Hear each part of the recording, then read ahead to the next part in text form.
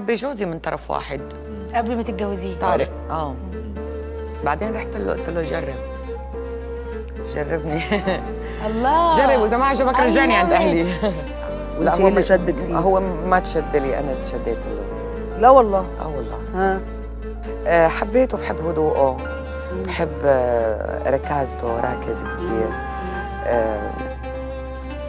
دافي،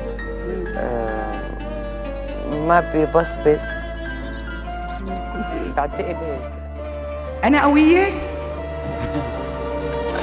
أنا بستغرب دائما الناس اللي بيقولوا لي إني قوية، وحياة الله أنا بفكر إني كتير ضعيفة، كتير كمان، يعني أنا بفكر العكس تماما.